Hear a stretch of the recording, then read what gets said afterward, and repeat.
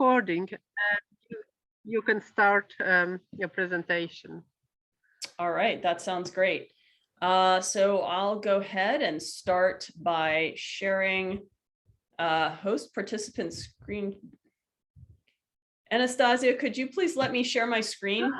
Yes, sorry, Jennifer, I forgot you are not, how do I do it? Co-host. Yes, you are co-host. Ah, perfect. Thank you. And I am just going to share, to start off with, I'm going to share this. So the reason we're all here is actually this lovely translation. I wanted everybody to be able to see it. This is by Kirsti Jensen, and she did this translation in 2013 for her master's degree. It is a translation of the lance handling section of a book, and I apologize, I don't speak Arabic, so I am going to butcher this horribly. Nihāyat al-Sul, which was written sometime likely in the 1340s.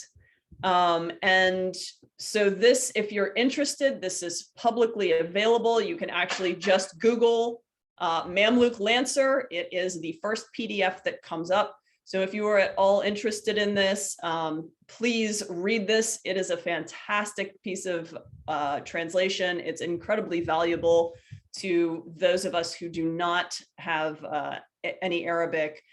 So we're very lucky to have this. So that's kind of where this all came from. And now I'm going to go ahead and start. Play that and all right. Sorry, I'm juggling too many screens here. Share screen, and we're gonna do keynote, share that, and play. And hopefully everyone can see a slide that says 14th century Mamluk riding and lance work. Yep, we can see it. Fantastic. All right, that's what we're here to talk about. But why are we here? If you know me at all, my interest is actually mostly 16th century European manuals on riding. And so for me to be in the 14th century over in the what's today the Middle East is a little different.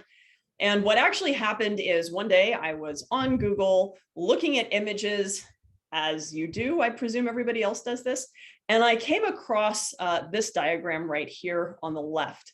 And I'd never seen it before, but it reminded me of some images from some 16th century manuals that I was familiar with, Claudio Corte and Salomon de la Bru, who's Italian and French respectively. And I was like, wow, this looks like a spiral in or spiral out exercise. Where is this diagram from and when is it from? And a little bit of digging, and I discovered Kirsti's translation and the diagrams that are associated with some of the extant works or extant versions of this book.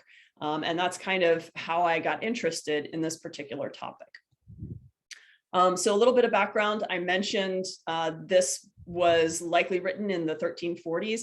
It's one of many, many books, Mamluk books on Furusaya, which very loosely translates to horsemanship. This particular book has 25 lance exercises for cavalry students, and that's what we'll be talking about today. But there's also different, there's instructions on how to get on your horse. There's like 25 different ways to get on your horse. Instructions on how long your stirrups should be, just sort of very general riding information. It's a really fascinating book, but we're focusing today on just the section translated by Kirsti, which is on lance handling. So how did we get to what we're going to talk about today? I was very lucky in 2019, Kirsti was here and visited me for a week. And we went through her translation and tried to interpret not only the lance handling itself, but also the patterns that are included in this particular manual, and we'll get into that in a little bit, but essentially every exercise is kind of like a martial arts kata, if you're familiar with those. So it's a prescribed series of movements that you do with the horse in a maidan or a hippodrome, so in a riding space, typically done in front of your company of lancers, or perhaps the caliph or the emir. So you might have had an audience for this outside of your particular squad group. So we went through all of this. You can see these little pens are meant to represent horses and the direction that they're going. So we have all these little sticky notes with, you know, where we think they're going, what we think they're doing.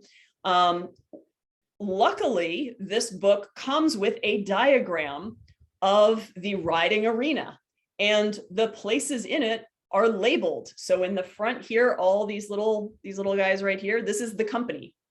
So you ride out, all of the exercises start, you ride out from the company. And then you've got the right flank, left flank, opposite company, opposite right flank, and opposite left flank. So all of these exercises say, you know, you ride out to the right flank, and then you do one circle and you end opposite the left flank. So we went through how do you get from here to there, and what are you doing with your lance as you're doing that? If you have a question, awesome, could you ask it? And if you don't, could you please mute? Thanks. All right. So, you know, we took this diagram, we made our own little diagrams. We did a lot of practice off of the horses. This is my husband and Patrick Bone, who are both martial arts experts in many different forms. And it was incredibly useful because, you know, if you're not familiar with weapons handling, some of the instructions don't necessarily make really good sense. So it was really good to have sort of martial arts experts on hand to work through some things and help interpret what you should be doing with your lance. There's some more images of us, again, with broom handles in the living room, trying to figure out what they're doing. And then finally, we would go out when we thought we had a really good idea and actually practice on horseback. And I should say, this is not a good image. There are some exercises for two people. If you are going to do those, they're not intended to have any contact, so please use appropriate safety gear. We're not doing that in this picture, so don't do this. Don't stab your husband in the back. It's bad form. So anyway, that was kind of the process that we went through to actually figure out what they were doing in these exercises. And for those of you who are familiar with European martial arts manuals, the Furusaya books are really different. So if you look at like Fiore del Libri, you know, and you read some of this, he's really vague. You're fighting with a lance against another horse with a lance, or a lance with a spear, or this and that and the other thing. Meanwhile, the Nihāyat al-Sul tells you, place your left hand to the lance by an arm's length. Okay, so you get an arm's length and with the reins, while your hand is under the reins. So it's saying you sort of scoop the reins from underneath and stick it to the withers of the horse. So you can imagine your hand is right over the horse's withers, holding the reins and the lance, right? And then the lowest part of the lance is in your right hand, having grasped it at 4 fingers length, so that the bottom up. So now your right hand is 4 fingers from the bottom of the lance. So this manual is very prescriptive. The instructions are incredibly precise, and that makes it much easier for us to sort of interpret it, as opposed to Fiore del Libri, who's like, well, you know, you have a lance and then you kill the other guy. Well, that's cool, but what did you do to get there?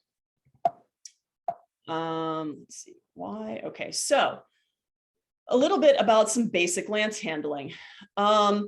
If you're going to go out and try this with your horse, it's really important for you to be able to ride one-handed with either hand, while keeping your rein hand centered over your horse's neck. That's actually a really important sort of part of this, this technique. And then confidence with handling a light lance on both sides, over your head, behind you, left-handed or right-handed. And you can practice a lot of this on the ground. Your horse needs to be also comfortable with having a lance maneuvered around it on both sides, over the head, running along the hindquarters, turning under it, having the lance drag on the ground next to it. If you're at all familiar with Domo Vaquero, you'll see some of the movements are oddly familiar. So if you have those skills already, you'll be well suited to start with this. Regarding the lance, we have specific instructions as to how long the lance should be, and that is 10 times the length of your forearm. So for me, and specifically the forearm is from your wrist to your elbow. We did consult, and it does not include the fingers, so it's wrist to elbow. So for me, that's about 2.4 meters. For my husband, that's about 3 meters. Now, we want a light lance. You definitely want it to be fairly thin and flexible. One thing that we discovered is that the height of your horse matters. So there are some techniques where you have the tip of the lance on the ground, you pass under it. It's called an inversion. It's similar to something you've seen in Domo Vaquero. If you have a short lance and your horse is fairly tall, it won't work. So this gives us some idea actually of the height of the horses that they were using. For my horse, who is 149 centimeters, a 3-meter lance works really well. If you have a horse that's any bigger, you may actually need a longer lance, even though that is technically sort of too long for you, according to these instructions. So talking about the techniques and how you're going to handle the lance. The most basic, and probably the one that looks most familiar for those of us, if you've ever jousted or watched people joust, is the Syrian or Roman block. And the interesting thing is, they adopted different techniques, different fighting techniques, lance handling styles, formations, based on the peoples that they fought. So they also sort of absorbed or adopted a lot of those to their own styles. So in this case, they actually did call it the Roman block. And in its simplest form, it's underneath your right arm or your left arm. And it can either be on the same side of the horse or across the horse's neck. So, and remember, you can, the interesting thing about this is you can do it with either your left hand or your right hand. The next one, the next one, is called Tagri. And this one is, and I'm gonna show you how to hold the lance. You're going to take, the lance is 4 fingers from the bottom together with your left hand with the reins. So this is the hand holding the reins, is your left hand. And I'll grab the reins here. And your right hand is down the lance a ways, an arm's length down the lance and holding it in an overhand grip. So you can see I'm kind of holding it like this. This particular lance position is for fighting sort of anything from about 90 degrees to you to all the way behind. So if you have ever done any sword fighting on horseback, you know that the worst possible place to have somebody is at roughly 7 o'clock. So kind of off of your left side, because you can't really reach them. You're right-handed, you've got your sword and you're trying to do this. Because this is ambidextrous, you can actually hold this lance the same way on your left side, and now you can attack and defend basically behind you. There's a few interesting notes you'll see if you're at all familiar with European martial arts. Some of these lance grips may be very familiar to you. And in this case, there's one, and you can see he's got the reins in his hand closest to the end of the lance, and his other hand is forward, and this is from 1409. Another very common one is called Khorasani. This was adopted from the Khorasani people. And the difference here is that the hand holding the reins is the one, the forward hand holding the reins. So if you wanted to do it to the right, your left hand is holding the reins at the butt of the lance. Sorry, I'm backwards. Your right hand is holding the reins and the butt of the lance is down by your hip. And again, you can see Kal has a very similar posture from 1470. Inversions are super fun, and this is where the Domo Vaquero piece comes in. So you can start off with sort of dragging the lance behind you or over your shoulder. You can even rest it on your shoulder. And then you turn it over your head, or you turn the horse's butt sort of underneath the lance, and cross it over. And I apologize for my dogs. Hang on.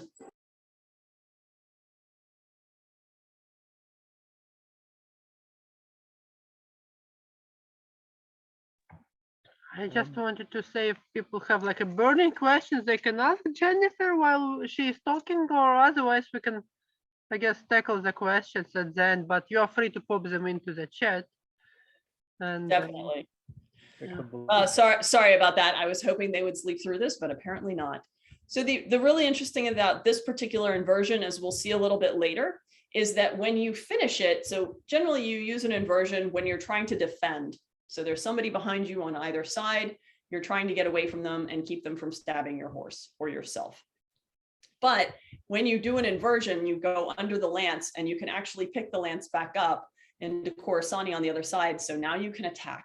So it puts you back in a position of strength, which is actually super cool. Yes. Can I add something?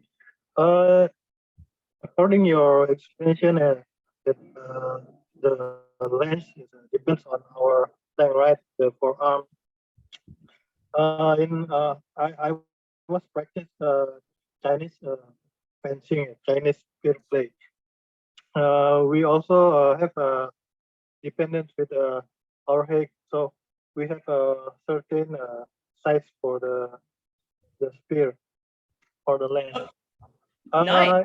But we also have a standard kung fu lens, yeah. So in this Mamluk lens, you have a standard if you buy for massive production. So for example, the massive selling is standard is 3 meters, 4 meters or something without measuring the height or your horse or your forearm. I hope you got what I mean. Okay, thank you. So you were breaking up a little bit, but if I understand correctly, there are other manuals that specify the length of the lance as between 3 to 4 meters. Is that correct? Yeah, I mean for that production, massive production, usually people don't measuring the height for the horse or your forearm. So is there any standard like like we say like 3 meter, 4 meter, or 5 meter, or anything else if you just out without measuring them?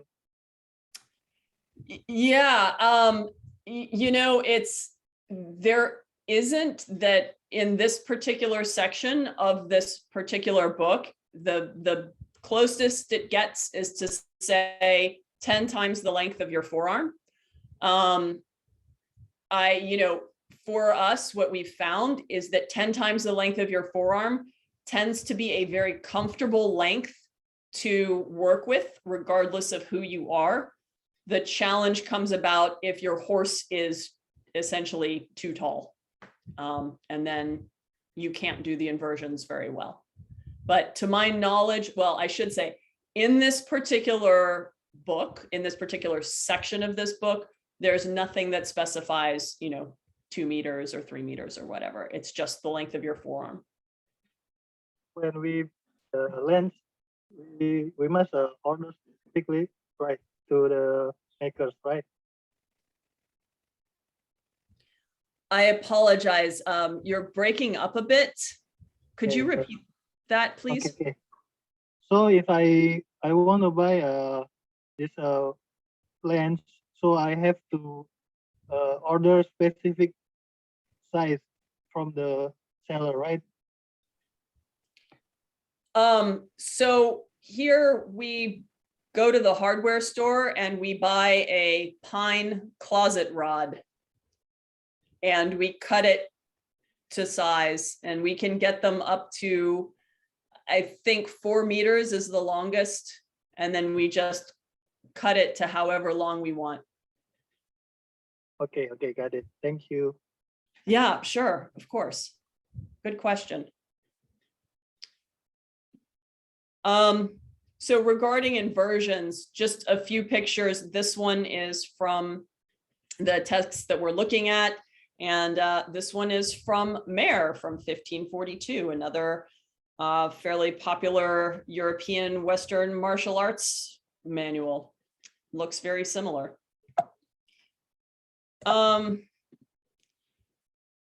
Another technique that is very useful is in the text, it's translated to throwing. If you're familiar with Western European martial arts, you might call this absetzen, which sort of means to thrust aside or to shove aside. It's a little different from a parry because you're actually knocking your opponent's lance away from you. So you can see a little bit here. I'm coming up behind my husband and he has taken his lance and knocked my lance aside. And you can see he actually knocked it hard enough to sort of put it over my horse's head. And it's a bit hard to see at the bottom here, but he's actually now protecting his horse from my horse from getting any closer because he's doing an inversion off to the side. And again, we see in some Western European martial arts, we've got the same concept of knocking somebody else's weapon aside or throwing it. All right. Any questions? I realize we're going through this very quickly. There are a couple of questions in the chat, but I think they're kind of general questions. You can also ask them later. It's not specific to the slides. People were asking how tall the horses were. The Mamluk horses were, if you know this. And also the other question was, do you need to have background in dressage if you want to do these things? As far as the height of the horses, I am, somebody mentioned European horses were roughly 140 centimeters throughout most of the Middle Ages. Yes, that's definitely, you know, much smaller generally than what we have now. It's me who said that 140 is usually the upper limit. Yep, yeah, definitely. So generally fairly small by modern standards, depending on what your modern standards are, I suppose. And so I'm sure that there is data about how tall the horses were. Unfortunately, much of it is in Arabic. Much of that literature is in Arabic. And so it's inaccessible, at least to me. And regarding, do you need dressage training? If you are talking about, you know, competition dressage training, I would say no. What's really important is for you to be able to maneuver your horse with one hand. However you make that happen, whatever kind of background you have, isn't necessarily as important as simply being able to do it. Yeah, we were visiting the Horsemen of Fire in Ireland like a couple of years ago, and they had a Western system of training their horses. I think the Western system would work just as well, depends on what you are. I think somebody had a raised hand. Yeah, it's me. It's me. Yeah. If I may ask question. Hi everyone. Hi Jennifer.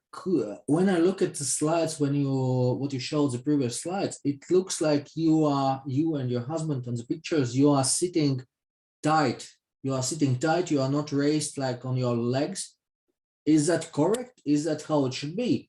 Because when you are turning around, for me as non-professional, absolutely. It seems it's maybe more convenient when you stand a bit, raise a bit, and then you turn. Yeah, I think that's a very good point. And if you look at, you know, to be completely fair, we ride in modern, or in this case, we were riding in modern competition dressage saddles. And we were mostly concerned about the lance, like trying to figure out the lance handling and trying to figure out where we were going, and not as concerned about, you know, are we sitting correctly or whatever. Most of this in the pictures that you're seeing, we're doing this at a walk because it, you know, coordinating all of these things is fairly, I find fairly challenging. I'm sure better riders and better, you know, folks who are better with the equipment would would find it, easy to do at a canter, which is what the gait was used, which is the gait that was used in the actual exercises. So when we start looking at those, you'll see everything is done at a canter.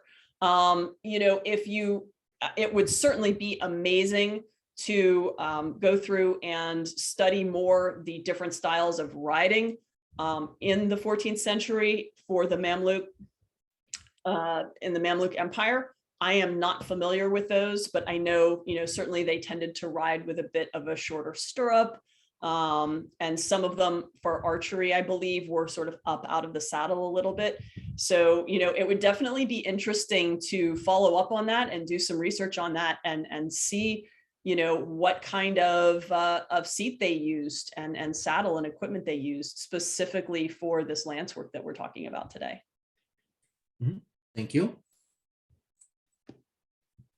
And Cynthia also wanted to ask, I know maybe you will want to leave this question till the end, about the difference between mounted lance work for competition versus mounted lance usage in actual battle or warfare. I'm not sure if it's like Mamluk or European. Cynthia, what were you asking? Yeah, I mean, I can touch on that really quickly. This book does. This or any, just your thoughts. Yeah. So I certainly can't speak to that with any kind of authority, just because my context for this is very small. It's really limited to this one manual and a few other things that have been translated to English that I have access to. I will say that this book is, I really recommend reading this if you have the chance, because it does say, hey, we're using this for performance, right? We're using to show off our skills, but also the ability to move your lance from one position to the other while changing direction. They also say this is good in battle. Turning is the key in battle. Like that's it. That's what you've got to be able to do. And with turning your horse comes turning your lance or shifting your lance. So I would say that it is, it can be used for both based on my impressions from this book, because they do say like, hey, this is great for battle, but also we're showing off. I just wanted to say that I have goosebumps because I've been rereading the Mort d'Arthur, and now I'm thinking of, just as I was watching with the what was it called again, where you change it around, that could get really nasty. Yeah, it's super fun. It's super fun. Yeah, especially if you and your husband get mad at each other. No, we're very careful, and usually we have on protective gear, and the horses also wear protective gear. So that was probably not the best diagram or that best image to show. All right, what has happened? Why are we doing this? Sorry, okay, here we go. Sorry about that. So we already kind of looked at this diagram of the Maidan, or potentially hippodrome, place where people rode. You can see like, hey, there's circles here. There's big circles and little circles, and everything is labeled, which is super cool, because it means that when we look at the bunud, which is the word for exercises, it has all the instructions and tells you where to go. So that's kind of really nice. And if it would let me progress to the next slide, that would make this significantly less awkward. All right. So what you'll see in some of the subsequent slides is a very simplified version of the diagram we just saw. So center, right front, left front, opposite left front, opposite center, opposite right front. So you're going to see this in little tiny versions henceforth. So what were they doing in these exercises, right? We know they're moving their lances around, but what are they actually doing? So there's some very easy things. The very first bunud exercise starts out with ride out and present your horse, calmly cantering a wide circle in the slow canter. Make 2 more circles like that. So you can imagine you're starting over here at the right front flank of the company. You come out and you canter 2 big circles. Cool. And then there's another one where there's some small circles, and this is, you can actually make a smaller circle. Those are specified. So you return in your track on the small circle. And then there's this concept of exiting and entering, which does not mean to leave the arena. What it actually means to exit is to make a turn to the outside of the circle. And to enter means to make your turn and change direction. To enter means to make your turn to the inside of the circle and change direction. So you've probably done this as you've ridden your horse. And then we have the ever famous straight lines with turns. You will see this throughout the literature in 16th century European literature. So here's an example. Go parallel to the entire company until you reach the left flank. Turn your back to the company, take your horse's head back to the right, and go parallel with the entire company until you reach the right flank. So they're basically going back and forth over here. Now there's this question like, what is a turn? What does it mean to turn your horse? Are you doing a modern FEI canter pirouette?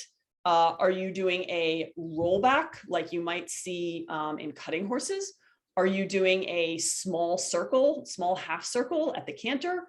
Are you doing a domo vaquero style turn? The instructions are not explicit. So if you're trying this yourself, do whatever works for you. And so here's an idea of how this might be. So you can see I'm turning my lance as I do that, and moving it like that actually helps with your balance. And then, so obviously those are fairly big turns,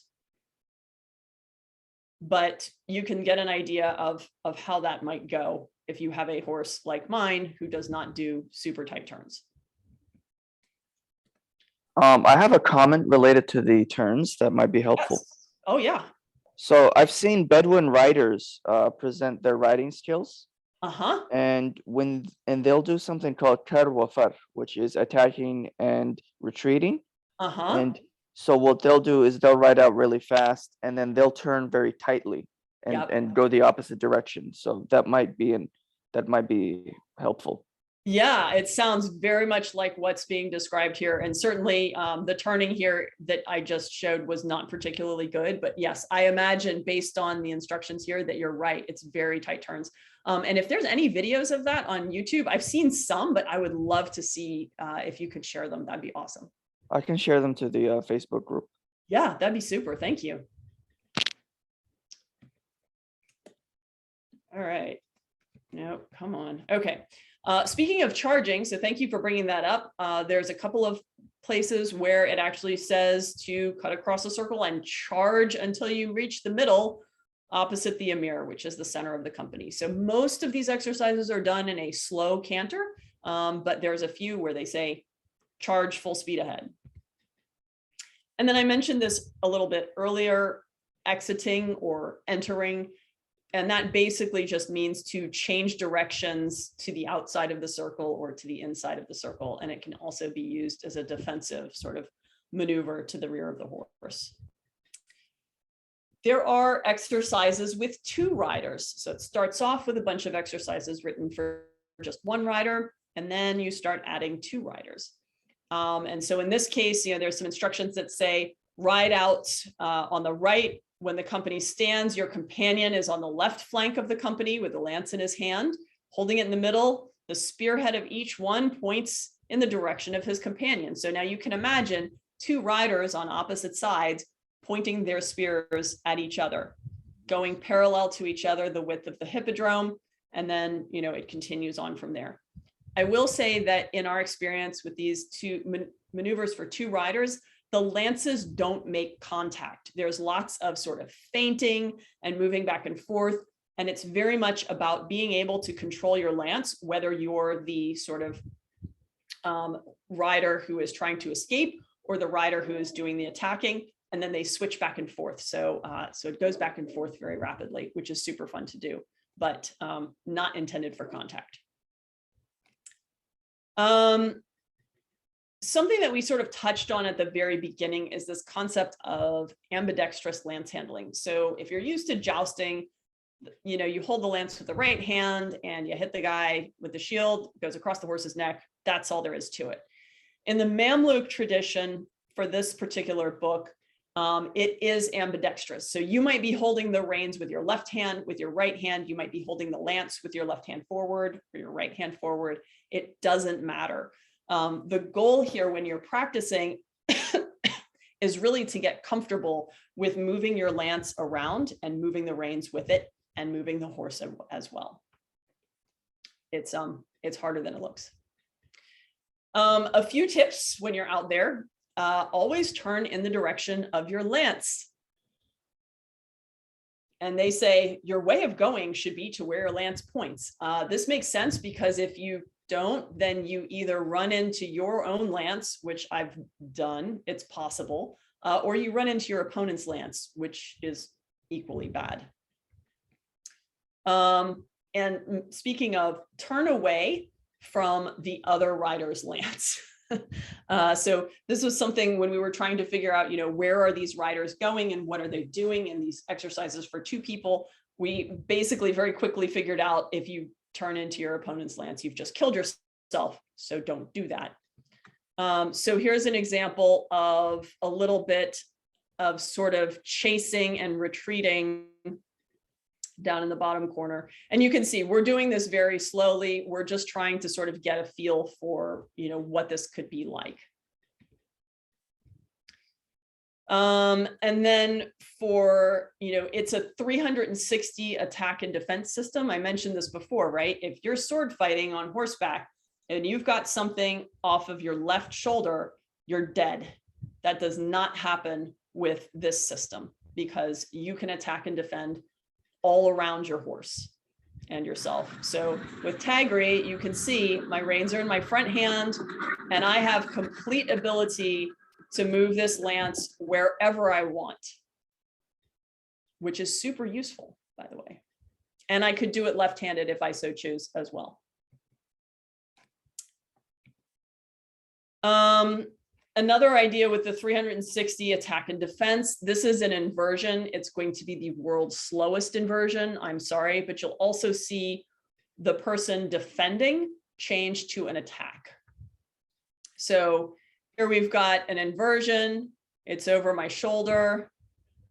I'm defending. He can't get any closer to me, but now I'm going to invert it over my head, making sure to keep out of his range.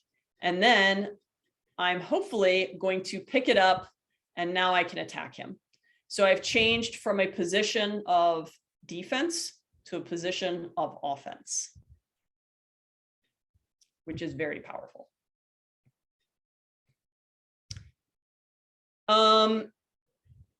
Let's see. So then there's also just if somebody's pointing a lance straight at your shoulder blades, how do you defend against that? And then kind of, if you take away just a few things from this whole bit, the most important things are that the lance and horse handling is ambidextrous. So you might be fighting off your left side, you might be fighting off your right side, you might be fighting straight behind you or straight in front of you. It's 360 degrees. You should always turn in the direction of your lance and away from anybody else's lance, just to be safe. And also the shorter, lighter lances are much easier to perform the maneuvers, but they do have to be long enough for the inversions. And if you go out and try it on your horse and you can't get under your lance, that's why. All right. So riding before the Emir and looking good while you're doing it. So if you want to try this, what I would recommend is choose a few steps. All of these bunud are in the document that I shared at the very beginning, so they're online. Work on the lance handling first on the ground until you're confident between switching the lance and the reins, because once you get on the horse, everything gets much more complicated. And then try riding the maneuvers and learn your pattern before you pick up the lance, and then finally put the two of them together.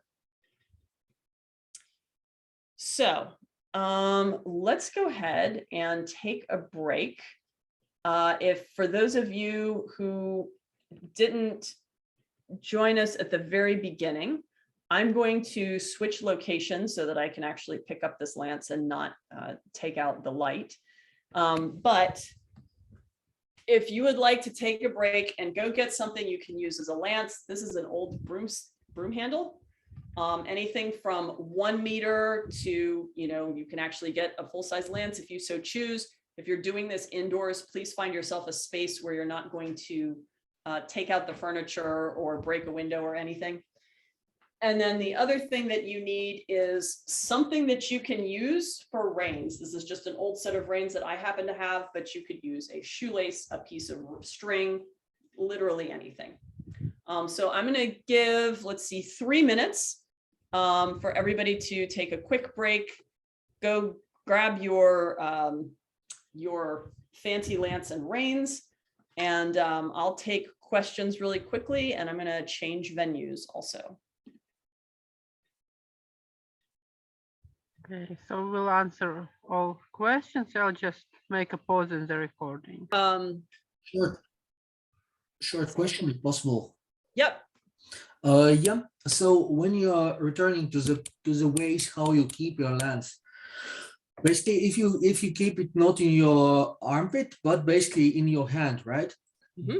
Shouldn't you, when basically if you look into historical usage of it, when you trust to hit with that lance, you have like pretty strong force and you need to keep that lance. Don't you have, I mean, not you in practice, but not for practicing, but for like from a historical perspective, don't you have some kind of lace around your hands so to keep it if you get it dragged away? So I haven't seen that for lance handling specifically, and I think when we start moving the lance around, you'll see why. I've certainly seen that with beords, but again, it's entirely possible that something like that was used. I'm just not sure that with the lance handling techniques that they're describing that it would necessarily make sense. They do actually mention a couple of times that dropping your lance is just like, that's just terrible. I mean, you will be laughed out of the arena and nobody will respect you if you drop your lance. So don't drop your lance. Mm-hmm. Oh yes, I'm familiar with that one on the Andalusian manuscript. Yeah, thank you for sharing. Yeah, thank you. Yeah, and so this is actually though a good point and something I didn't bring up earlier. Almost all of the grips, there are very few moments where you don't have 2 points of contact on the lance. And so what I mean by that is, for example, if you're doing the Roman style, which we talked about first, so it's this style, right? So you have your hand on the lance, but you've also got it under your arm. So you've got, this is 1 point of contact and this is the other, and hopefully you can see me. So this is actually a very strong position. Obviously people joust like this, later, or not necessarily later, but in Western European. But a moment about so looking at the Roman block to sort of start off with that. So we've got, I'm actually going to stop screen sharing so that we can kind of all get together and look at, that might be better. All right. So if you're going to practice the Roman option, right, we've got it, the easiest, most of us are right-handed. So the easiest one is going to be here. And you can do that either on the right-hand side of your horse. So here's my reins. So I can do this on the right-hand side of my horse. I can cross it and also use this technique on the left-hand side of my horse, but I can do this. And if I want to switch to a left hand, a completely left hand, I'm going to bring my rein hand up because that won't interfere with my horse, right? So I'm just going to bring it up and switch the reins. So now I have the same thing, but left-handed. So if I want to switch back to right, I can switch it. I've still got my 2 points of contact. I'm still very solid. Bring my hand up, switch the reins, and here I am. So this is really key, which is why we've got the reins today. Keeping your hand over the horse's withers, or at least over the center of their neck, is really important if you look at most of the imagery, they're riding with fairly loose reins. And as we've experimented, that is pretty important. I'm going to check the comments here. Buckler, be more efficient than a big shield. Shield. Let's see. Somebody said, I'm curious on the way you change your point, like ice pick grip to handshake tip orientation on the horse. Okay, so this is a good question about changing the grip. There's one of the ones they talk about fairly early on is Khorasani. So that is your forward hand. I'm going to do this to the right. Your forward hand is holding the reins and the lance together, and your back hand is 4 inches from the base of the lance, and it's down by your belt. So I'm holding it like this. Now, if I had a long lance, you'd be able to see I can maneuver over here, and it's mostly easier to do it sort of across your body. So I'm over here. Now, what if my opponent moves from the left, or from my right-hand side to my left-hand side? So the way you do this to make this shift is you push the lance up. So my rein hand isn't going to move. You push the lance up, you change the reins, and you pull the lance back. So your reins haven't moved. You're just moving the lance and your other hand to the reins, and you're shifting it that way. So when you talk about, somebody mentioned, I'm curious the way you change your point, like the handshake grip, how do you keep the lance from falling? And the way they suggest doing it, or they seem to suggest doing it, is the more you point your lance up in this particular grip, this is a good balance point. So it's easier to do the shift here than it would be if you left it sort of pointed out, because then you have a moment where it's only in one hand and you do the shift. So the suggestion seems to be straight up, shift, and then back. I'm not sure if that answered the question about the handshake grip and keeping it from falling. Oh, I have a suggestion of another Mamluk manuscript that is also translated in English and has lots of bunud on lancework that can supplement this. Awesome. It's called, the name is in Turkish. It's called Manuatul Ghuzat. And what it is it's an English translation that someone did for their thesis of a Kipchak Turkish manuscript that is a translation of the original Arabic Furusiyya manuscript. And so, there was a Mamluk commander who commissioned it, and then later there's now an English translation, and it covers a variety of topics, including lance work, and it's available online if you look for it. I would love it if you could share that link. That'd be amazing. I'll post it to the Facebook group. Thank you. The material in it is very, very, very similar to this, because I have it, and I also have the Mamluk Lancer, and I've perused through the both of them, and it's clearly the same style. Yeah, it's super interesting because the one of the really nice things about the Furusiyya tradition is that they gave credit to whoever, copying stuff was the highest form of compliment, right? So it's easy to trace these books, and actually this particular 14th century book was based on a 9th century book, and that 9th century book was based on some 7th century books. And there's actually even one of the bunud in this 14th century manual that we're looking at today came from a Arian's 2nd century book on tactics. So it came from a Greek book on tactics.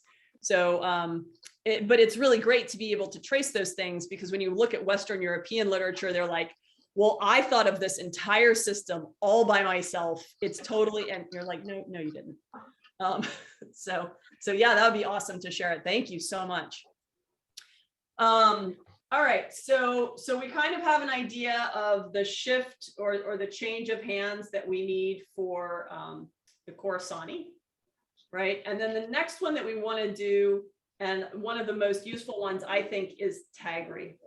So in Tagri, it's different. the hand that holds the reins is the one that's close to the butt of the lance. So we're actually going to hold it like this. But generally, we found that using an overhand grip on your hand that's further down the lance seems to be a bit stronger. So you can move the lance, and you can imagine if I'm riding, and sometimes it seems to make sense to hold the reins like underhanded, and sometimes it seems to make sense to hold the butt of the lance overhanded. But you can see if I'm here, I have a huge range of motion that I can attack and defend. And you notice my rein hand isn't moving, right? It's still over the horse's neck, no problem. And I can, attack, I can knock somebody's weapon aside from this. The super fun thing from this position is the inversion. And it's going to be a little hard for me to show you with a short lance, but the easiest way to do it from Tagri is to let go with the butt of the lance hand and drag the lance along the ground with one-handed. But here's the thing. One end of the lance is touching the ground and the other end is in your hand. So you still have 2 points of contact. You're still in a strong position. But let's say you don't want to defend, you want to attack this guy, he's annoying you. So you can also invert it up here over your shoulder. You can hold it up here. This is super strong. You've got your shoulder as a point. And there's actually one where you can lift the lance up and sort of use your shoulder as a point. In a typical inversion, you're going to pass your horse and turn your horse quickly underneath the lance, right? Your horse is over here now. And then you can pick your lance back up. And now you're back to Khorassani and you're in a defensive position. Or sorry, an offensive position.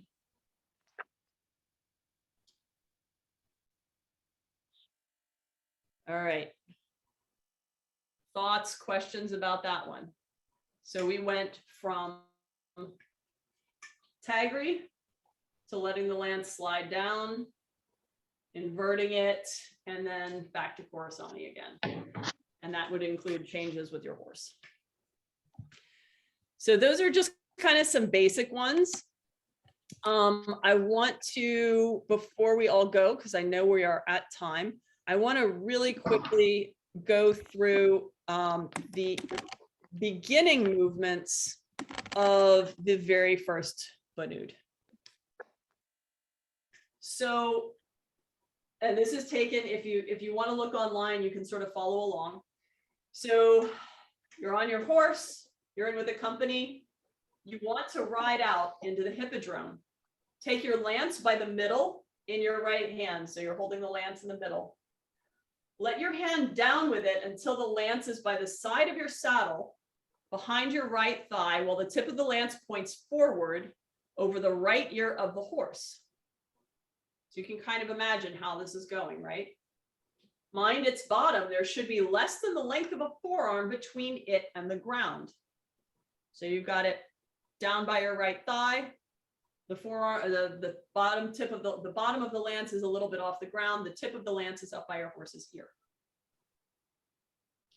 Ride out and present your horse in the Nihāyat to its left, calmly cantering a wide circle, the measure I defined for you, from the range of the Nihāyat, and you and your horse both quiet in the slow canter. So now you can imagine you've ridden out from your company, you're holding your lance down, you pick up your canter, and you calmly canter 2 big circles to the left.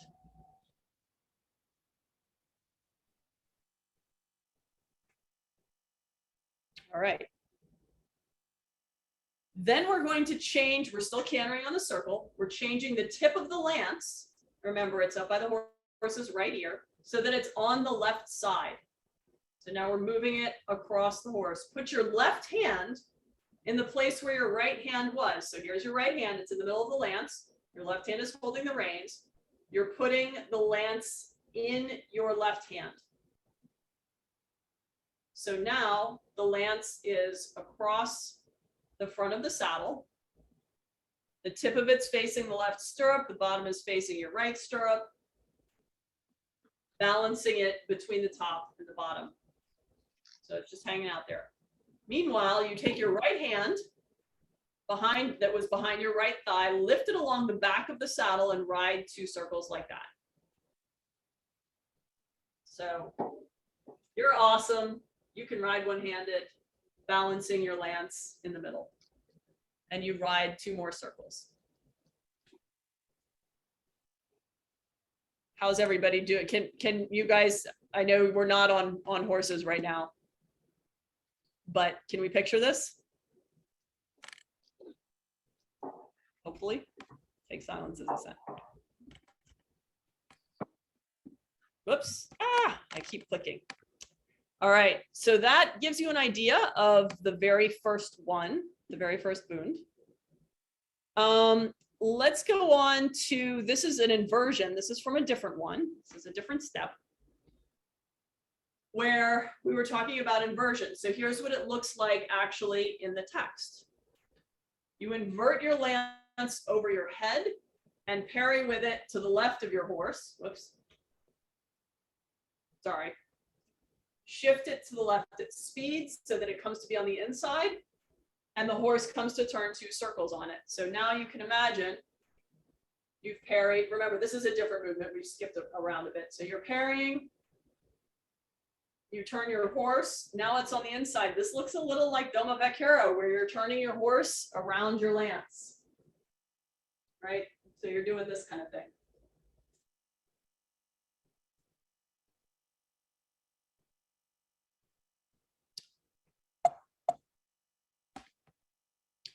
So let me see if this is going to. Tina, slide back. So it might look something like this.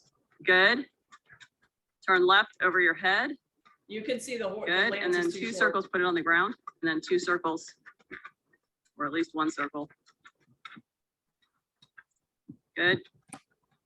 And then Khorassani and straight toward me. Nice. Great. So hopefully you could see how, first of all, when he went to do the inversion, the lance is too short. He can't keep it on the ground. So just an example of how that happens. And then once you've done the inversion, you're going around the circle. And then when he finishes, he's in a nice position. If you see where his forearm is, and you can imagine him resting that lance on his forearm and then sort of scooping it up, which he's about to do right here. And now it's in Khorassani. So he's just picked the lance up from the ground where the tip was resting on the ground.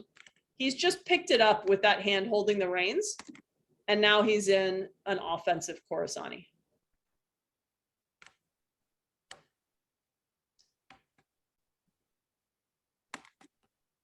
Let's see, were there any other things? All right, because we're short on time. There's a bunud on riding with 2 lances. It says, I have never heard of anyone among the lancers in our time who does this. So of course, I recommend trying it, because why not? I will say this is really hard, and it's really hard to interpret. Because there's a lot of, not only are you riding, you're moving both weapons around at the same time, but it's definitely fun. And if you're bored, I highly recommend it. So I think this was me attempting it. So you start off with your lances crossed. They did say nobody in this day and age does this, and I'm starting to understand why. Really hard. How did they do it? Yeah, so you can hear the commentary with my film crew. They didn't? So this is doing a hanging block, turning around it. My horse is quite young in this one. Well, why are you even trying? And then swinging the Oh, I lance see. around. It's a challenge. Got it. Oh, I understand that. And I also couldn't keep my horse going in a straight line, so that turns out to be fairly important. Anyway, things you do with your horses in your spare time. There's also this really fantastic tip. So if you ever do this for an audience, this was great. I thought it said, ride out on your horse to the extent of the hippodrome until you are far from people, as this is better for the work and hides any faults, should there be any. So, you know, just to give you an idea, like, don't I look great in this picture? I mean, I look fantastic. You have no idea what I'm doing, but that's fine. Horse on your left. Okay. So this is Horse on your the right. shift that we were Okay. talking about with Khorassani. Tag left. And this is another tip for looking good. So I mentioned earlier, your right hand might succeed in extending so the lance falls, which will be a fault and an embarrassment. So don't let your lance fall. All right, I think that is pretty much it. So I'm gonna stop sharing. Yes, two lances. Yeah. Two lances, it's definitely fun, but it is hard. And I would certainly, if anybody manages to get through that bunud, I would love to see a video of it. All right, well, thank you everyone for your time and attention. I hope you were able to play along at home. And I also hope that if anybody goes out and tries any of this or is currently doing some of it, I would love to see other interpretations. One of the biggest challenges, I think, is trying to interpret these exercises and going back, you know, and sometimes we go back and read them again a month later and we're like, oh no, we missed this thing, or oh, we did this wrong because we've learned something else. So be very interested to see if other folks are doing this, how they end up doing with it. Jennifer, do you want to share your email if people want to kind of Oh yeah, email you? I don't know if you want to do this. yeah, absolutely. And I'm on Facebook, so social media is good. Yeah, so there is this group, Horse History in the Middle Ages and Beyond. It's a public group, but you need to request access, and I usually accept people. If for some reason I reject, you just privately message me and say I was wrong. But I usually accept people who have horses in their profiles. And yeah, Jennifer is there, and she will certainly comment on something like this. And there are some questions if you still have the time, Jennifer. Yeah, so the question about the spears, what they were made of, this actually says in the text that European ash is the most desirable material for one of these Mamluk spears. Mine are made out of pine closet rods from the hardware store down the street, but they were. There was also a question, I don't know if you answer this one, about India spears having big, like big ends. So right. They will so some of our spear tips, you will see, so there are differentiations in the text between spears with iron tips. If you saw in some of the videos, we had big black tips on our weapons. Those are rubber tips, so for safety, just in case like we make contact with each other or with a horse, but they're not metal.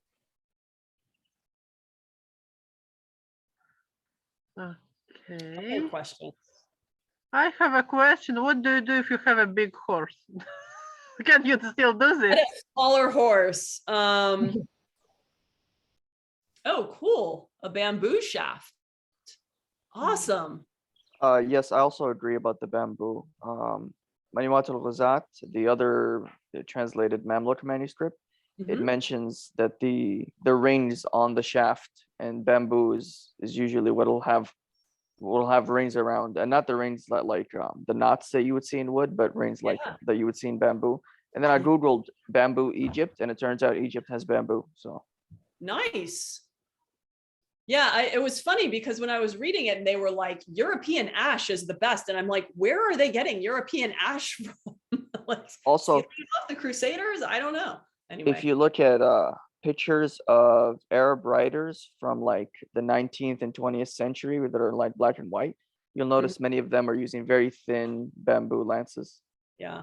And they're usually like twice the height of the rider. They're very long. Yeah, I could see that. Yeah, I think, you know, if it's for me, because I'm not particularly strong, a lighter, shorter lance makes a big difference. For my husband, who's done martial arts all his life, he's much more comfortable with a longer, heavier lance. It just doesn't bother him. So I think it, there's certainly the 10 forearms rule, but also take into your account your height of your horse, your own personal comfort, and do whatever works for you.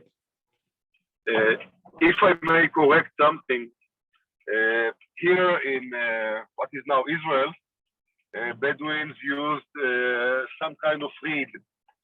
So,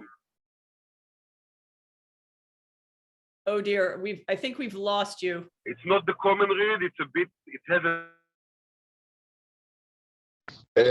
But not.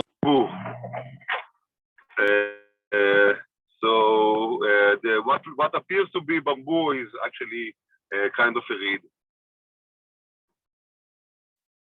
You broke up a little bit, but if I understand correctly, you said that it's a type of reed. It's not bamboo, but it's a different type of reed. Yep, I can look out after for the scientific name of it. It has a little bit thicker wall than the common. Yeah, that would be great. That's fascinating. Thank you. Welcome. And yes, somebody sent pictures of the two lance riding. Yes. I feel I've seen that one before, but thanks for sending it. If I can find it now and share it. I think is this one from a bit later text. Hang on. So this is the one that was just shared with riding with two lances. So it's wow, okay, that's complicated. It looks like he's wow. That takes more dexterity than I might have. Anyway. All right. Any other questions, comments? Thank you, everyone who provided additional insight. It's so wonderful to chat with other with scholars who are also interested in this and who have much more background than I do. So I really appreciate that. I shared the other Mamluk manuscript that's translated into English. Awesome. There's some bits and pieces in a couple of different books. Let me take you back to the other room that I think are super interesting, but they're not necessarily all about lance work. So there's and I realize that this is not Mamluk, but there are a lot of similarities in this book. So this is a Persian archery and swordsmanship. And there are some sections on lance handling in there. And I think that's super interesting and at least helps. Sometimes when it's really hard to understand exactly what they're doing, it helps me to look at other sources and try to figure out, maybe it was something like this. There's also this series, if you can get your hands on it, it is amazing. And there are a number of partially translated texts in here. There's one particular from the 9th century that's really interesting. And then this is a super fun book. It's from a museum exhibition in the Louvre, Abu Dhabi from 2017, I think. And it was an exhibition of like comparing the East and the West and their martial techniques, their armor, their weaponry, their tactics. So it's a really, really super interesting book.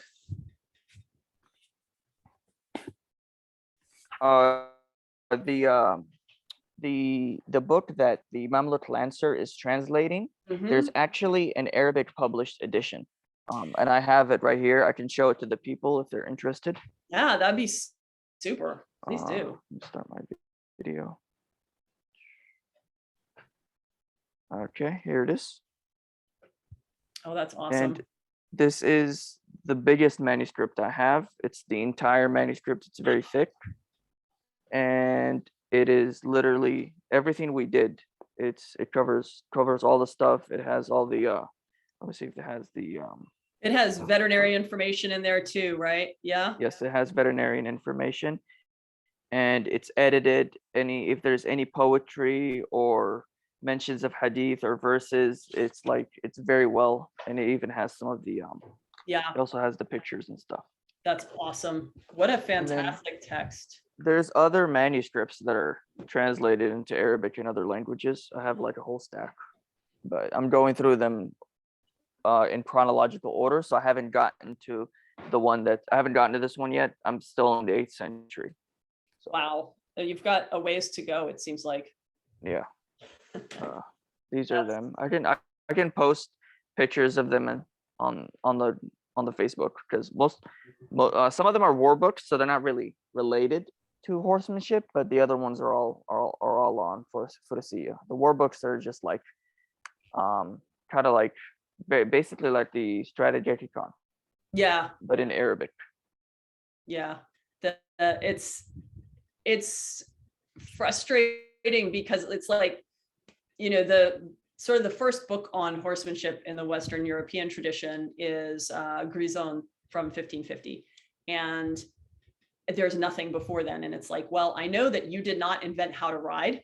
So where did all of this come from? And it's like, there's such a rich tradition of not only riding and horsemanship, but also documenting it and writing about it. And for non-Arabic speakers, it's just there's no way into that world.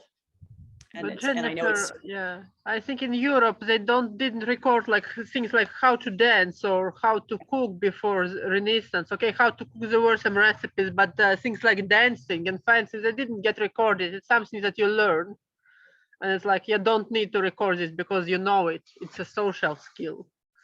I think we just started a different tradition. If for those that can read French, there is this book right here, and it is a war manuscript commissioned by Saladin, and I think it covers archery, and so this is in French. Oh, thank you. I think me and Jennifer, we can read French. yeah, Yes. I can. I mean, I have this one, but again, it's just it's not a specific. It's not one specific manual or anything. Does it include an Arabic transliteration or an Arabic facsimile? Or is it just the French? Because I got this because it has the Arabic in the back. This is mostly just, it's a collection of Oh no. yeah, This is like it's not this is like I think this is a partial translation of a manuscript. Are you on Facebook? That's your Or WhatsApp? I am on Facebook. I may, personal stuff. yeah, you'll probably hear from me. That's awesome. Thank you for sharing. Yeah. Oh, Okay. if so somebody speaks Spanish, there's also a manuscript in Spanish that's a translation of an Arabic manuscript.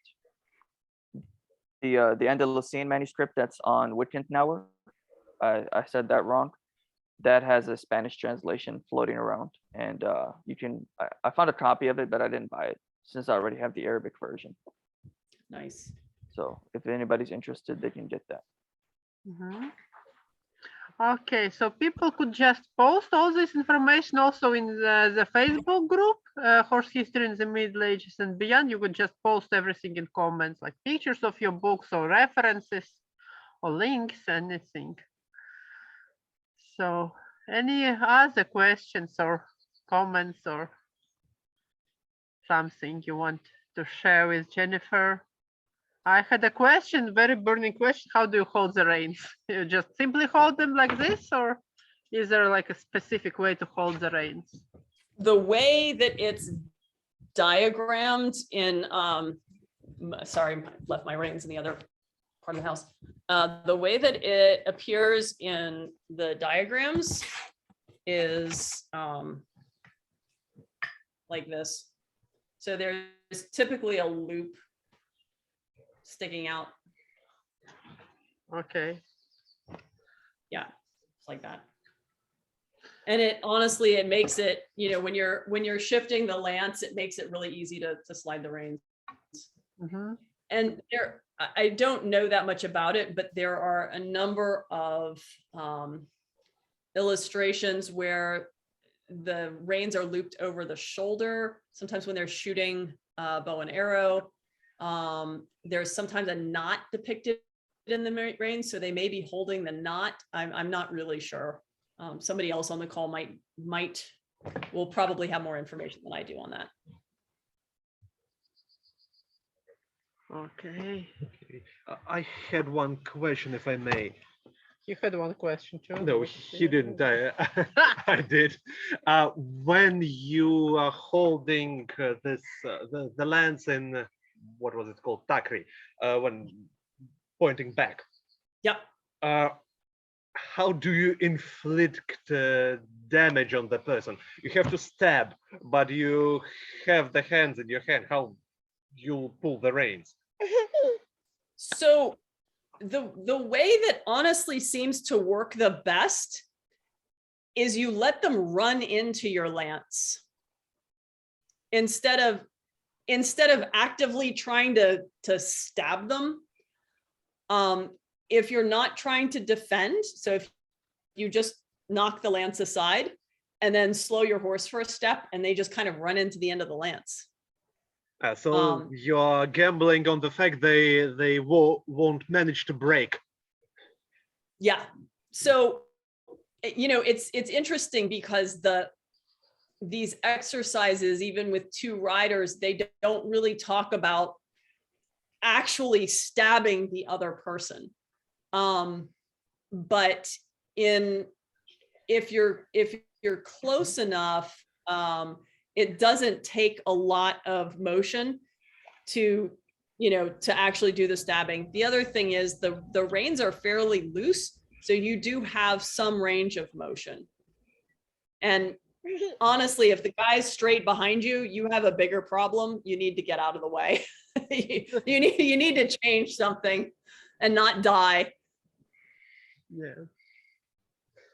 Yeah. Okay. Is there, like, everything you showed was for two horsemen? Is there anything against infantry at all, or is it all equal? You're supposed to have a mounted opponent. So the bunud that are in this book are for one horse or two horses or multiple horses, but it's easy to sort of see if you think about, tagri, because you can, have your lance up at a height or down. It's easy to see how it might work against infantry, but it's not specified. So for all I know, there may be a different set of instructions against infantry. The other manuscript, that I posted, it talks about how if you go against another writer, the original author, which is probably Ibn Hizam, because it's the 9th century Ibn Hizam. Yeah. And he talks about, and again, this is Turkish translating the Arabic, which is translated into English. So take that with a grain of salt. How sometimes when they would have matches similar to jousting, and sometimes opponents would dismount from their horse and they would try to attack him dismounted for whatever reason. And he says, don't do this. But he says people have done it against him, and then he says this is how you deal with it when the guy's on the ground and you want to attack him. That sounds awesome. Or if you get taken down but you still want to keep fighting. Yeah. He also but he says I rarely got taken down. So, but he says if somebody is, this is how you deal with it. Not that you want to boast or anything. But yeah. So the other manuscript focuses more on actual, not actual like war combat, but in front of the Sultan, actually knocking each other's off the horse. Oh, cool. Tripping the other person's horse so they get unhorsed. Things like that. Grabbing I remember because I perused through it a few days ago. There's a thing where you can grab the other horses, the other person's horse's tail and pull on the tail, the horse gets annoyed and it rears up, and then you use that as an opportunity to hit them. What if the horse bucks? Yeah, this actually sounds fairly complicated. I mean, okay, seems complicated, but you know. Oh no, okay. while you're on your horse, not while you're on the ground. So Yeah, even so, seems complicated. I don't exactly know how it works, but I do remember it mentions grabbing the person's tail. I have one horse that will prove you very brave or very stupid if you try to catch his tail.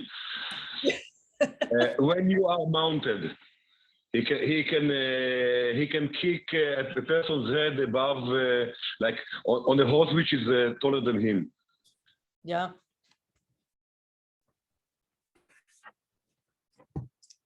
All right. Well, thank you very much, everyone. This was really wonderful. And thank you for all of your insight on so many things. I'm excited about all the new information that I have to peruse. Okay, let's give a virtual round of applause to Jennifer for thank you for coming and sharing your knowledge. My pleasure. All right. Well, thank you so much, everyone. And I look forward to chatting with folks online and learning more. So this was super fun for me. So thank you all. Thank you, Jennifer. I think maybe in future we can organize another workshop with Jennifer, but this will be like after the summer. We will have 3 virtual events free months, at least this virtual events free. And then starting from September, there will be more virtual events about horse history. And I'll post information in the Facebook group. But if people have ideas what we can do practically or theoretically as lectures, please email me. I will consider everything and we can do more interesting stuff. Yes, let's compile the script for season 3. Yes, so any suggestions are welcome. All right. Well, thank you, everyone. I unfortunately have to go back to my job